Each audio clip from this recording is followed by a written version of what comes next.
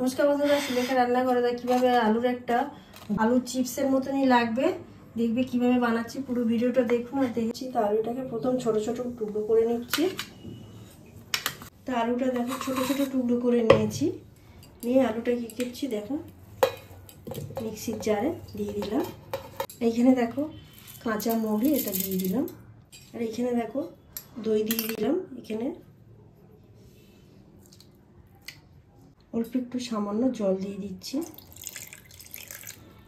আন্দাজ মতন নুন দিয়ে দিলাম। এটাকে ভালো করে পেস্ট করে নেবো, একদম মিহি করে। ভালো করে দেখো পেস্ট করে নিয়ে এসছি মিক্সিতে, ঢেলে দিলাম।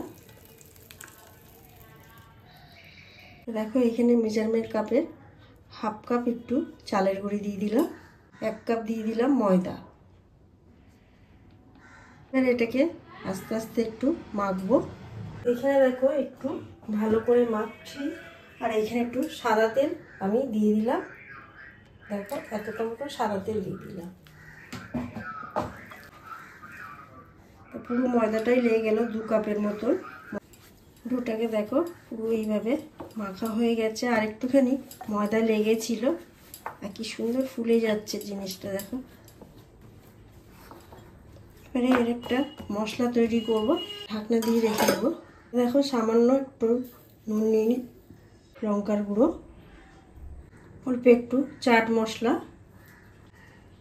সামান্য একটু জিরের গুঁড়ো। দেখো ভালো করে এটাকে মাখিয়ে নেব।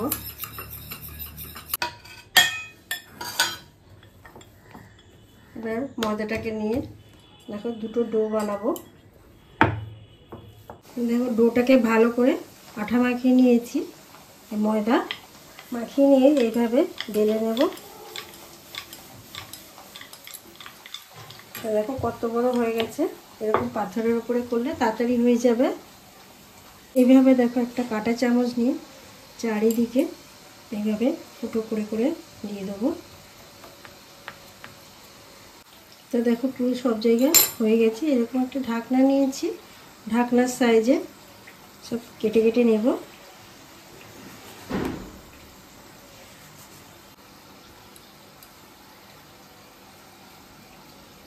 দেখো এইভাবে সব কেটে নিয়েছি একদম। তেলটা দেখো এতক্ষণ আমি ভাজছিলাম, যেহেতু অনেকগুলো হবে তার জন্যে দেখো দেখাচ্ছি। এক পর্ব ভালো করে ভেজে নিয়েছি।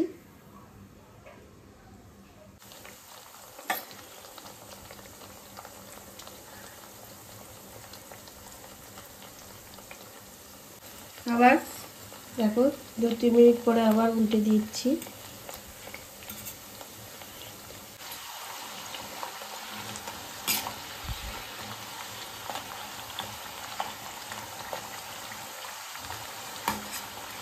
আবার দিয়ে দিচ্ছি দেখো এইভাবে।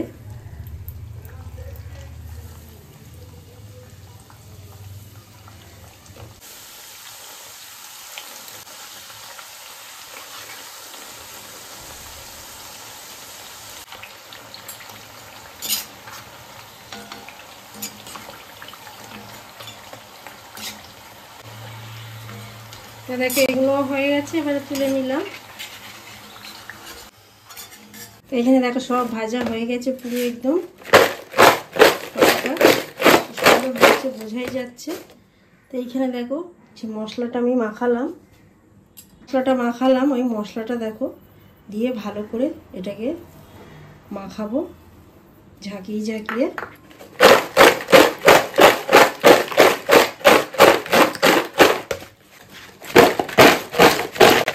সব এইভাবে দেখো মাখানো হয়ে গেছে। এবারে দেখে যদি ভালো লাগে অবশ্যই চ্যানেলটাকে সাবস্ক্রাইব করবে, লাইক করবে, কমেন্ট করতে ভুলবেন না।